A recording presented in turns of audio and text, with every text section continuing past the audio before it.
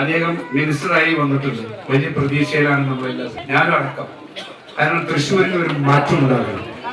കാരണം യഥാർത്ഥമായിട്ട് ഈ പറഞ്ഞ MP-മാരൊക്കെ വരുമ്പോൾ അവരൊക്കെ പഞ്ചായത്തും അതുപോലെ തന്നെ കോർപ്പറേഷനൊക്കെ ചെയ്യേണ്ട പണികളാണ് ചെയ്യുന്നത്. അത് ഇതുപോലെ സ്ട്രീറ്റ് ലൈറ്റ് സ്ഥാപിക്കുക, അതുപോലെ തന്നെ അംഗൻവാടി പണിയുക, അതുപോലെ തന്നെ ഹൈമാസ്, ഇതൊന്നും അവരുടെ പണിയല്ല. പണി ആരുടേതാണ്?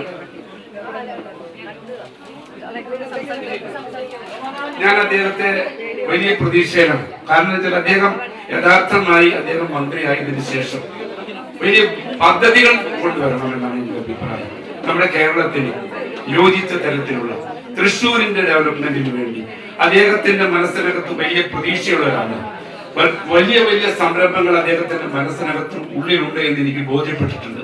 അദ്ദേഹം ഇതെല്ലാം നമുക്ക് തുറന്നു കാണിക്കും. ജനപ്രതീക്ഷയോട് കൂടിയാണ് അദ്ദേഹത്തെ തന്നെ വിജയിപ്പിച്ചു വിട്ടിട്ടുള്ളത് എന്നുള്ളതിന്റെ ഒരു തെളിവായി അദ്ദേഹം ഓരോ പ്രവർത്തനങ്ങളും മുന്നോട്ട് കൊണ്ടുപോകുമെന്നുള്ള പ്രതീക്ഷയോടു കൂടിയാണ് ഞാൻ നിൽക്കുന്നത്.